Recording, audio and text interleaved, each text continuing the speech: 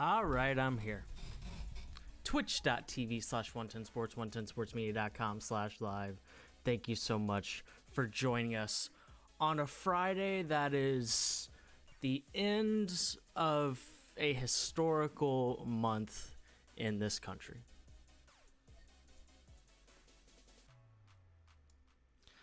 You know, I decided ultimately to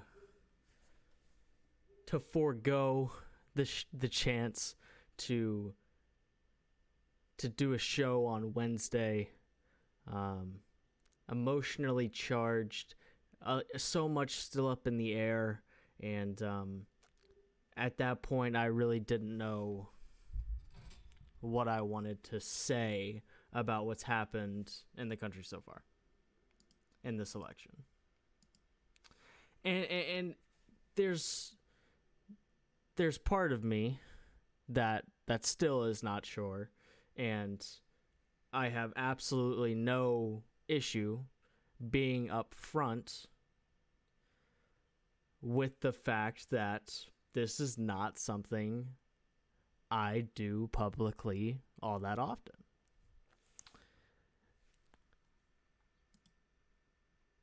Actually, it's something I almost never do publicly. This is completely different from some of the conversations we've had this year surrounding social injustice and racism and all of those things. This is a completely different beast.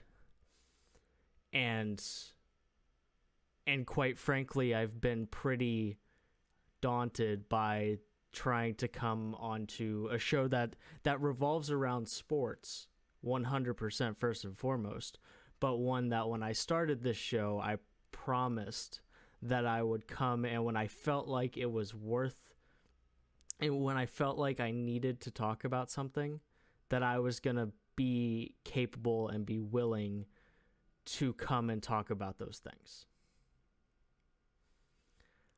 Obviously, what's happened in the last 4 days is worthy of talking about on a show that otherwise is not a politically charged web show, talk show, whatever you want to categorize it as. I got a couple things that have really been nagging at me. And the two things that I want most to be communicated here,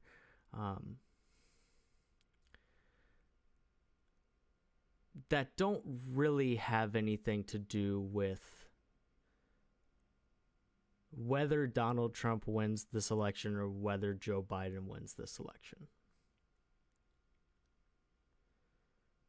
As of right now, it looks like, Biden now leads in Pennsylvania and Georgia, as well as still holding on to those leads in Nevada and Arizona. Right now, it looks like that he's going to win at least Pennsylvania, if not Georgia as well. And if he wins Pennsylvania, it doesn't matter, because then he exceeds the 270 electoral votes that you need to become the next president of the United States.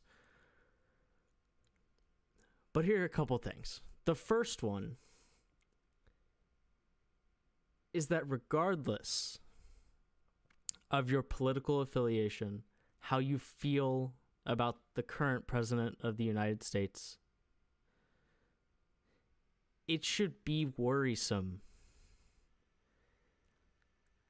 that democracy is being threatened in the way that it has over the last few days. And let me be perfectly clear. If the president wants a recount in a state that he's lost, then that is, if he wants a recount in a state that he has lost, and in the state legislature, that is allowed based on whether you can just have a recount no matter what, or, if it's within half a percentage point like it is in Georgia, or if it is allowed based on state legislature to have a recount, and the president of the United States wants a recount, then that is his right, and I am totally cool with that. That is part of the democracy that has been put into place in this country. That's totally cool. If he wants to recount, let's recount the votes. Totally cool with that. Because what I want more than anything is for everybody's vote to count. If every vote is counted, and at the end of that, Donald Trump is the one who has been picked to be the president of the United States, then so be it. So be it. But what is not okay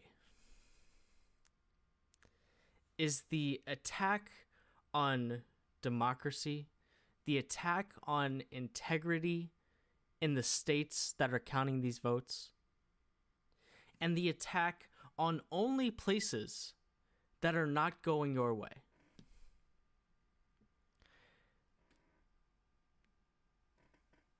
This mixed up message of either stop the count or keep on counting based on what your standing is in that state.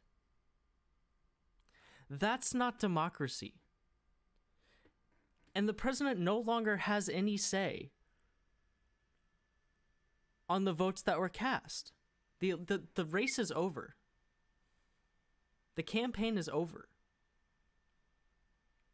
Like I said, if he wants recounts under the legislature that exists, then great. Let's practice that component of democracy and let's make it happen. But these baseless attacks, largely baseless attacks, on the integrity of the democracy of this country just can't happen, because that sets an alarming precedent. Especially when it's in states that Donald Trump currently is either, he's now been overtaken in both Pennsylvania and Georgia. But it sets a very dangerous precedent for elections, that if things aren't just aren't going your way, you can start making baseless claims. That's not okay. That's not okay. Quite simply, that is not okay. And while I don't particularly fancy coming on here and talking about why I don't think that there's any evidence to the point that would swing this election based on voter fraud and what the president of the United States is suggesting, that the race is being stolen from him. This has been, and a Republican who is on CNN has said this multiple times, but this has largely been a nice race, a nice election for Republicans. They've overperformed in the House and the Senate. Overperformed. So if you're going to commit voter fraud as Democrats, why in the world would you let the Senate and the House not go your way as well? That defeats that doesn't pass the out loud test. Like I said, I'm not interested in getting into the nitty-gritty of that. I'm more interested in upholding the integrity of our democracy when there's nothing right now, to suggest that there is wide-scale voter fraud.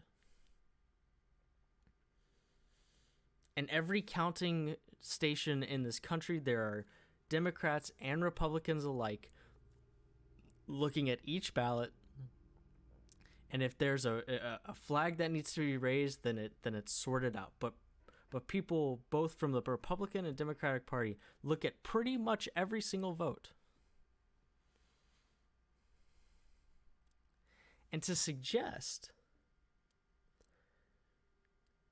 the voter fraud that the president is currently suggesting without the evidence is an attack on our democracy, and that's the most scary part. That's the first thing. The second thing is that there are a couple of things here. One, this is still an incredibly divided country. The president of the United States is second. Joe Biden, if he is currently, has more votes than any other candidate in American history for president of the United States. Second on that list is Donald Trump, and first of all, part of that is due to the fact that people got out and voted, and that is awesome. In 2016, nobody voted. In 2020, everybody is voting. Everybody being a relative term, not everybody in the country voted, but the turnout has been overwhelming. And that's a great thing for democracy, and a great thing for this country that people are involved. But this country is still so incredibly divided. And so regardless of who wins this election, and I have my feelings about who I think is best suited to take this next step in American politics, but we have to find a way to meet in the middle. Have to find a way to unite people in an atmosphere and a landscape right now that is so absolutely divided.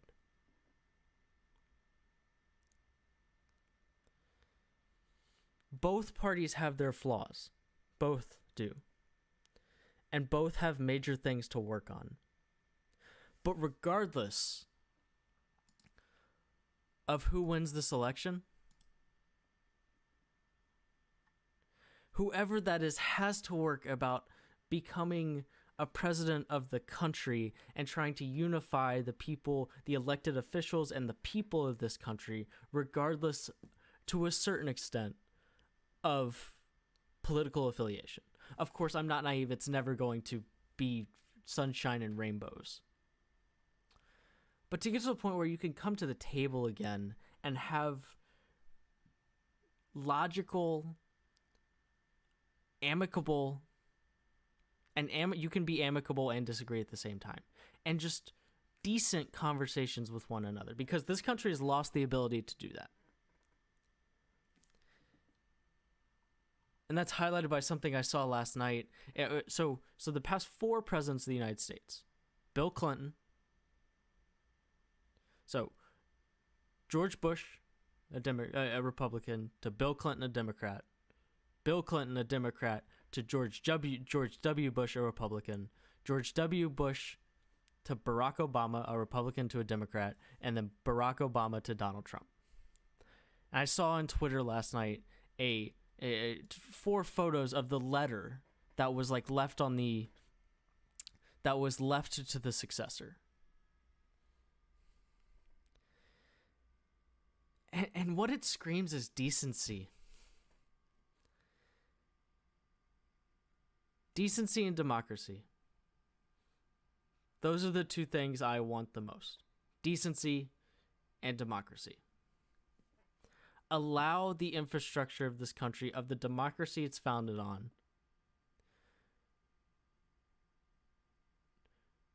to do its part, to be at work, to count the votes, to let everybody's voice be heard in the form of their civil right to vote.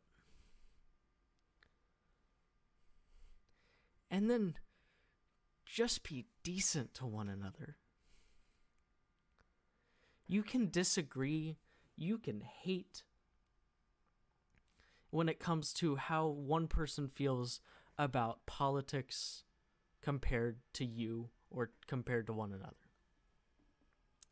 There's nothing wrong with that, with disagreeing. Disagreeing is a good thing. But disagreeing is a good thing only if you can come and disagree about it civilly. And disagree about it at the table where you can have actual conversations. And that starts with just being decent to one another. And everybody needs to work on this. So regardless of who wins this election, let's please, please, please try to be a part of decency.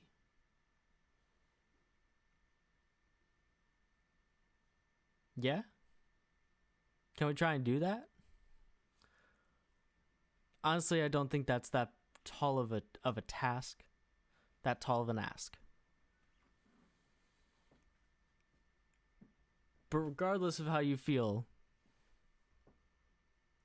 about the former vice president or the current president of the United States, be decent to people, regardless of how that person either aligns or doesn't align with how you feel. Because decency is the first step in trying to mend this toxic, disrupted, divided place that is American politics. Decency and democracy. That's all I want.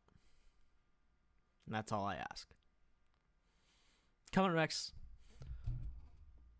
the NBA Players Association representative vote has completed, and they approved a December 22nd start date and a 72-game regular season. We'll talk about that, my thoughts on that, when we get back. Thank you so much for watching the JMULL Show on a Friday. You're watching it here at twitch.tv/110sports or 110sportsmedia.com.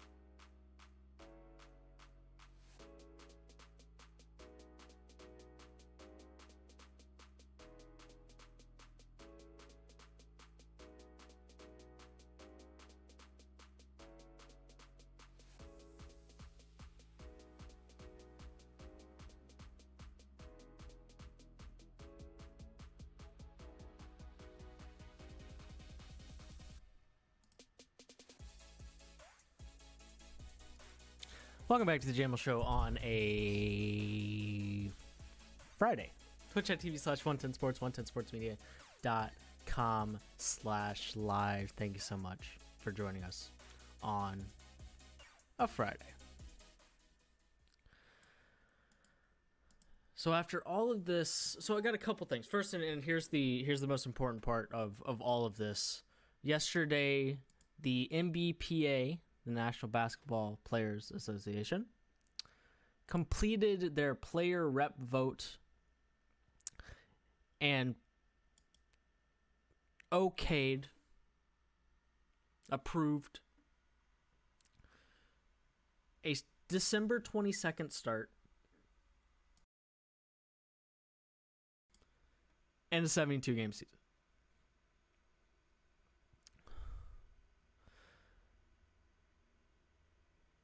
The NBA and Players Association are planning to discuss the opening of free agency as quickly as possible after the November 18th NBA draft. Training camps December 1st. A couple things. Here's a couple things I want to talk about here. First of all, the first thing I want to get to is it's understandable why both sides want what they want. The players, of course, want a longer break. And for some teams, I understand that. For LeBron James's Lakers, for Jimmy Butler's Miami Heat, for the Denver Nuggets with Nikola Jokic and Jamal Murray, for the Boston Celtics with Jason Tatum and Jaylen Brown. Those four teams in particular, I certainly get. And the 16 teams that made the playoffs, I get. And the 8 teams that made it to the second round, I get to leave it a little more, so on and so forth, all the way up to the fact that the Lakers and the Heat played into the middle of October. I get all of that. I completely respect all of that. But there are 8 teams that haven't played since March 11th, I think, right? And there are another 6 teams that haven't played since the middle of August. The middle of August to late December, 4 months. Oh, hey, Josh, what's the typical, roughly how long is the typical off season? 4 months, something like that. The point being is that almost half of the NBA has either had a 4-month, relatively normal offseason, or an 8-month offseason, 9-month offseason, because they haven't played since March. And only 2 teams played into October. I believe the Eastern Conference Finals finished on September 27th. So let's just back it up to the 22nd for the sake of argument. That's 3 months between starts. And that is fast. But that is not ridiculously fast. For LeBron and the Lakers and the Heat, we're getting into a territory that is certainly quick. I'm not disputing that it's not quick. But for most, it's not all that quick. But I understand where the players are coming from. I also understand where the owners are coming from. And I think that ultimately, the players will benefit more from the owners doing what they need to do and doing what they want to do. Now, I know it's not that simple, but by starting on December 22nd. Because what we've learned is that there's no shot they have fans in the stands anytime soon. Over 120,000 cases yesterday alone in this country of COVID cases. The point being is that what becomes the main priority now is not seeing if we can get fans in the stands at some point, but making sure the floor of the revenue for the 2020-21 season is as low as it can possibly be. That's the most important task now. And the way to do that is to have a season that is as long as it possibly can be.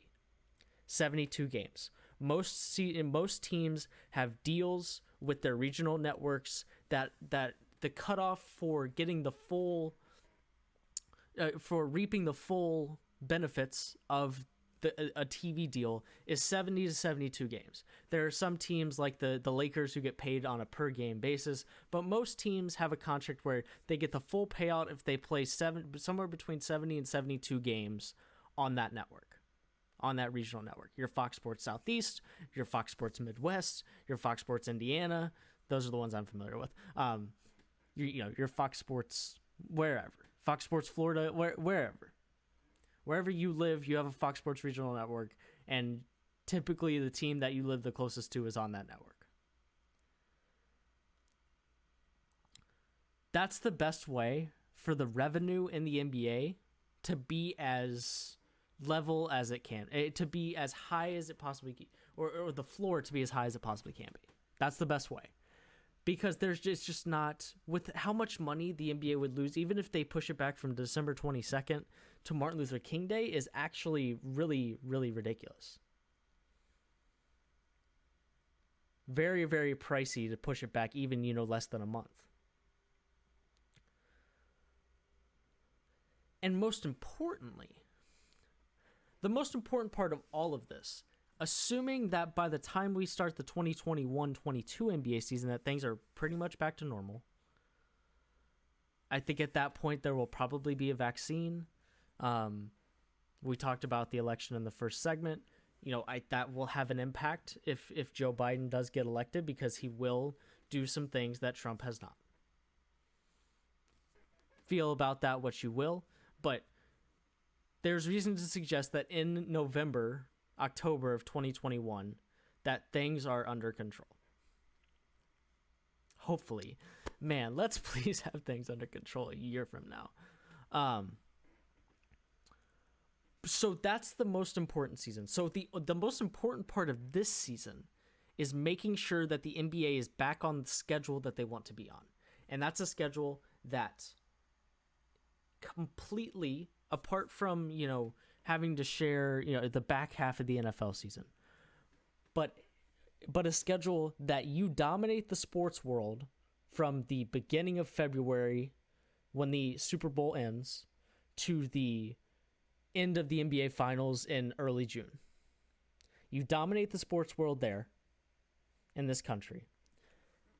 And then you dominate the middle of the summer as well with your trade talk, your NBA, draft, your free agency, all of that. That's a big part of the NBA as well.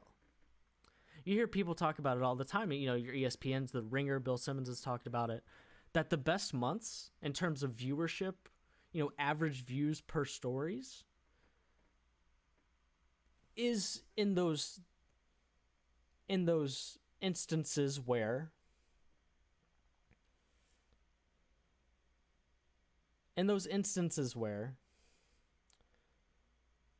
you're talking about drafts or talking about free agencies. Zach Lowe over at ESPN was talking about, like, his most watched listened to podcast ever was like the Kevin Durant free agency signing. The point being is that that's a big part of the NBA schedule. And most importantly, you completely avoid with your NBA playoffs the start of the NFL season, because they got smoked by the NBA. By the NFL. Smoked. They have to avoid that and set up all of the building blocks for a complete and 100% return to revenue and to ratings in the 2021-22 season. And that puts you, by doing a December 22nd start with 72 games, that puts you on track to do that. Right now, the salary cap and luxury tax is going to be the same as it was in 2019-20, and then it will increase by 2% annually until the NBA returns to, makes up for the revenue lost, and they can return to the initial way that they set the salary cap, and that's based on the previous season with projections to what the revenue will be at the next season. There's a formula, but it's all based around the previous year's revenue. Of course, it'll be arbitrarily set this year because, of course, if they were going to set it based on the revenue from the 2019-20 season, it would be lower than anybody would let it be, right? So this is a good thing for the NBA ultimately. Yes, it will be quick, but not for many teams. And if LeBron decides he wants to take the first month off, then so be it. Good for you, LeBron. I'm ready. I will not lie to you. I'm ready for the NBA to have more of a voice than LeBron James. Because like I just said, there are 14 teams that are just ready to play basketball again. And every team minus the Lakers and the Heat will have had 3 seasons off at that point. 3 seasons. 3 months in between the end of their season and the start of the NBA regular season in 2020-21. But LeBron was one of those guys who played into the middle of October. And I get it. He's in his, age 37 year or something, 36 year, 17 years in the league. Like, I get it. He needs that ability. He needs that ability to recover. I get that. But the NBA voice needs to be more than LeBron James, in my opinion. So that's where we are in the NBA right now. Like I said, as the weeks progress, we'll have more talk about free agency, the moratorium being lifted, all of those things, and we'll talk about those things when they come. But that's the most recent. That's the most recent development in the NBA. Coming up next, we'll talk about specifically Notre Dame and Clemson. I wrote a story on DJ Uiagalelei. He's leading Clemson to South Bend. I wrote a story about him, what we've learned about him.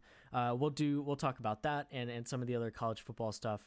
And then after that, we'll talk about some weekend bets and FYI and get out of here on a Friday to end the week. You're watching the JMULL Show, 110sportsmedia.com.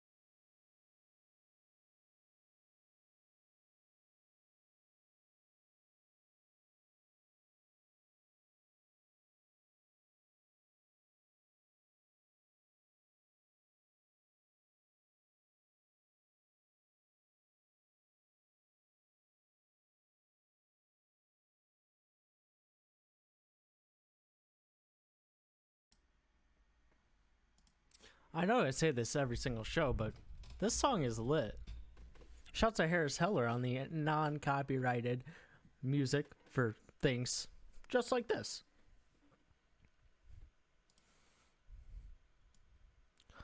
Welcome back to the JMULL Show on a Friday. Twitch.tv/110sports, 110sportsmedia.com/live.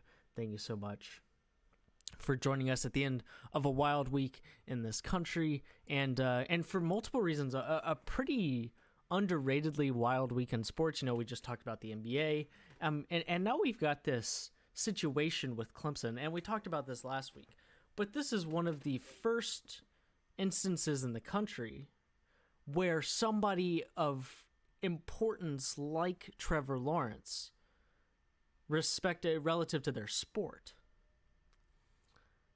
contracts COVID-19. And it seems like Trevor Lawrence is recovering nicely, and he's actually going to be on the sidelines for Clemson at Notre Dame, but he hasn't passed that ACC protocol to be available for this game. Notre Dame in South Bend tomorrow night, November 7th. And so what that results in is Clemson has to put their backup quarterback, DJ Uiagalelei, into the gauntlet, essentially. But we got a chance to see what he could do at Clemson in his first game against Boston College. 5-star pro-style quarterback, 10th ranked recruit in the class of 2020, number 1 overall pro-style quarterback. Let me tell you a few things about DJ.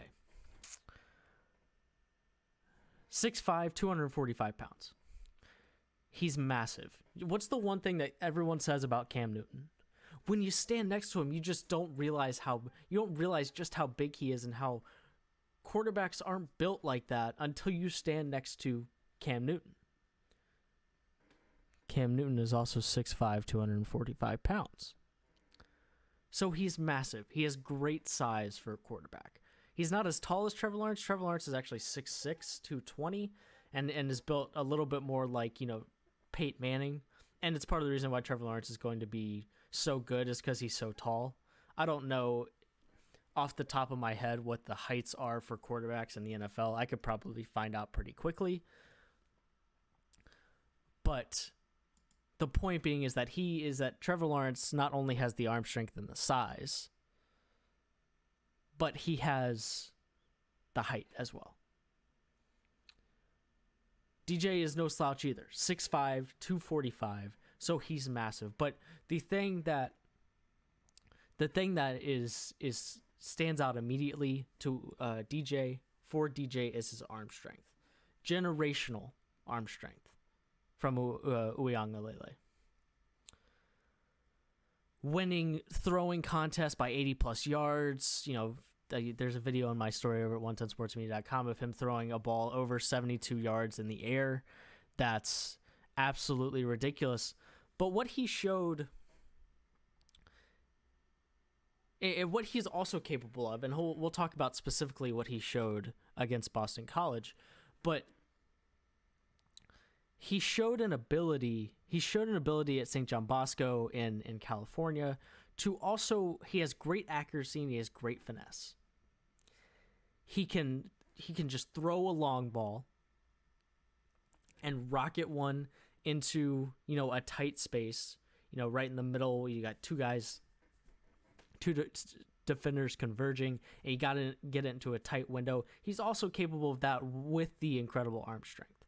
But he can also throw one up to the back corner of the end zone on a fade route and put it up there nicely. He can, make a quick sidearm pass to a guy coming across the middle. And he's a quick decision maker as well, which is the first thing that I saw quickly in the Boston College game. First touchdown of the... First of all, this game was 34-28, not because of DJ, meaning it wasn't close because of mistakes DJ was making. Clemson's defense was non-existent in the first half. They were down 28-13. And we'll get to why I think that's important as well. But he threw for 342, 2 touchdowns, ran for a 30-yard touchdown run as well. So 3 total touchdowns, 342 yards passing, 30 of 41, I believe, on on passes completed to attempted. But the first thing he showed us was an awareness in the pocket, in college football pocket, that collapses quicker and you got better athletes running at you. First touchdown of the game was a quick little dump pass to Travis Etienne, but Boston College brought a defensive back, a safety, on to blitz, and it got picked up by nobody because Etienne was the other guy in the backfield, and he was part of the pass play. It wasn't like, stay there to see if you need to block somebody and then go out to the flat for the, progression, and if nobody else is there, you'll get the ball. It was definitely an important part of the play. And so nobody picked him up, and DJ, without missing a step, no hesitation, got it out quickly to Etienne, and Etienne did the rest, the best running back in ACC history. He took care of the rest. He also showed off some incredible arm strength. He had some passes, in between 4 defenders, and he just had to rocket it in there while being pinpoint accurate. And he was able to do that as well. He showed a nice ability to read the defense. His 30-yard run was an option where he sticks it in Etienne's guts, but then can take the decision to pull it back. He did that, took a lane that a truck could drive through, and that's how he got his running touchdown. But he showed a nice ability there. He didn't make very many mistakes. Anytime a quarterback starting for the first time in college doesn't throw an interception and throws it 42 times or 41 times, that's pretty good. Of course, you're going to make mistakes. You're not going to be lights out. But he was pretty good. The other part of this is that he was under pressure in this entire game. Not under pressure from the Boston College front 7. Under pressure in the sense that they needed him to perform to win that game. They were down 28-13 at halftime. They got some help from the Clemson defense. They didn't give up a point in the second half. But they needed DJ to go out there and score somewhere between 21 and 28 points in the second half to win the football game. That's a pretty tall task for anybody, much less a guy starting for the first time. And he got it done. And he's played in some really big... There are a few players in the country who are going to find ways to play in bigger games than the quarterback of St. John Bosco will. That's the highest level of California State football, and you'll be hard-pressed, apart from maybe Texas, to find a state that has more high-level football, high school football, than California. As a junior, he lost to Mater Dei to end their season. As a senior, he came back, beats Mater Dei. He's played in big football games, and on Saturday, it's a big football game, and it's one with a lot of pressure. I do think that Clemson's going to win this football game. I think Notre Dame, Ian Book is a solid quarterback, but he's more of a game manager. Clemson has a good defense against the run. The run is the biggest part of this Notre Dame offense. Kyron Williams, 12th in the country in rushing yards, and only 11 teams average more yards on the ground per game than Notre Dame.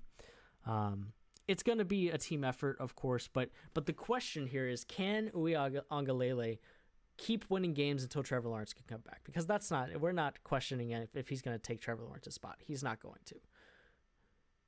But can he lead this team to a victory on the road in South Bend? The answer is yes, without a doubt. I have no reservations about that at all. He can absolutely do it. It's going to be really interesting, though. A game that was already going to have a lot of hype around it, now having the hype of it being DJ instead of Trevor Lawrence makes it even more interesting, in a game that I'm absolutely curious about. Some of the bigger games from this weekend, just real quick: BYU, Boise State. That's a top 25 matchup out west. That's actually tonight on Fox Sports 1. Tomorrow we'll start the day with Michigan at Indiana, which is that's a Michigan team that it has a lot of pressure on them after losing at home to Michigan State. And Indiana is the lone undefeated team in the Big Ten East, along with Ohio State. They're 13th in the country. That should be a good one. Florida and Georgia at 2:30 on CBS. That's a neutral site game at TIAA Bank Field in Jacksonville, where the Jaguars play. I'm pumped about that one. That should be a good one as well. I'd stay away from that betting-wise because it's a neutral field. Stetson Bennett is not a good quarterback. That Georgia defense is great. If it was in Georgia, I'd feel comfortable about that. But with it being a neutral site, I'm going to stay away from that one, even though Georgia is favored at 3.5. As 3.5 point favorites. And then you've got Clemson, Notre Dame at 6:30. There's some other good games on here, but that's you of course have the return of the Pac-12. You got Stanford and Oregon on ABC at 6:30. That should be a good one. So there's a lot of good ones to look out for. But of course, I took a look at DJ Uiagalelei and Clemson against Notre Dame. If you want to check that out over on 110sportsmedia.com. Coming up next, we're going to talk a little bit about betting. I've had a good last 24 hours. Let me tell you something. We'll talk a little bit about weekend bets, what I'm looking at, and then do some FYI. Get out of here on a Friday. Watch the JMULL Show, 110sportsmedia.com.